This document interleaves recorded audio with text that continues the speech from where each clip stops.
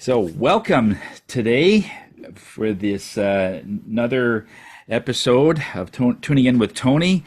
Keep looking up. What is all that about? I got this roughly about a week ago, and it just been developing over the last week of how important it is to look up. And we're going to really dive further into this to see what this really means and the significance of why it's important. Well, today's color, by the way, is purple. And the theme itself is all about faith. It's all about just trusting in something that you have absolutely no evidence that will happen, but you just trust. It's that faith that we have inside that something will happen. I mean, your kids have faith that you're going to raise them as well as you can, as well as they can. We trust so many things over the years, and it is essential that somewhere down the road that we realize that sometimes humans can't always be trusted. Not much faith in that sometimes, but there's always something you can have faith in, and we're going to talk about that a little bit. The whole part of all this is, let's start from the very beginning as far as why it's important to keep looking up.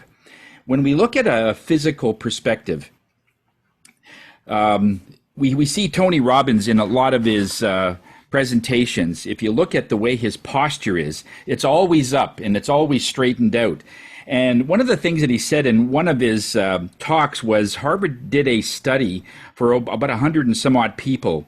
And what they asked them to do was just simply come in and for 2 minutes, just 2 minutes, do a stance so that their back is straight and they're looking up a little bit. It's almost like the Superman pose. You know, the one where you have your hands at your hips and your back is straight and you have that and you hold it there. And it's almost like yoga. The importance of yoga isn't just the movements and having one leg and one arm on top of each other or whatever. It's to hold it for X amount of minutes. It's the holding that's the power. We're going to talk a little bit about that today too. But they asked these people just to hold that Superman pose for 2 minutes. And that included men, women, anybody. And what they found was after they did the pose, they did a blood sample. And they realized that almost all of them had a 20% increase in testosterone. Right away, in 2 minutes, just by the stance. So there's no meditation, no nothing, just the stance, just the physical stance where you're standing up and you just have that. You pretend you're on a building, I guess you could, but even with no visual, just the stance itself when you're looking up had this remarkable stance. So what they found was even gazing at the moon, in that way, because you got to look up, or gazing at the sky, somehow there's answers there. When we go to the beach, we never just look down at the sand. Think about it.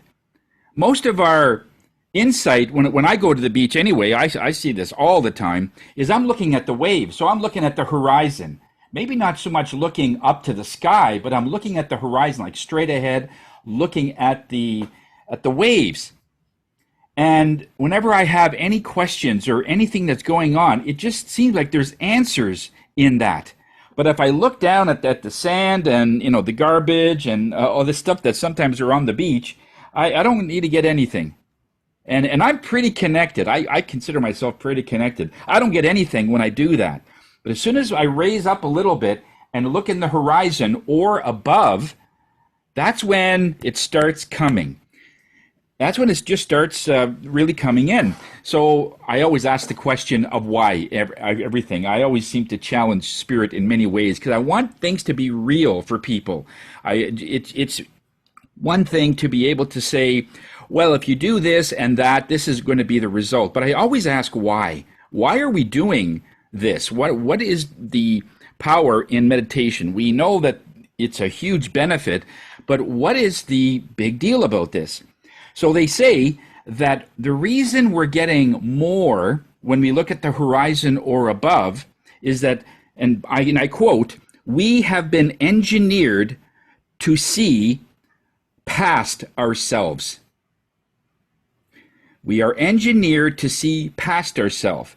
And when we look down, we just see our feet. We see the immediate surroundings, and it doesn't really do anything. So you put yourself, instead of seeing past yourself, you're seeing yourself and whatever's around you.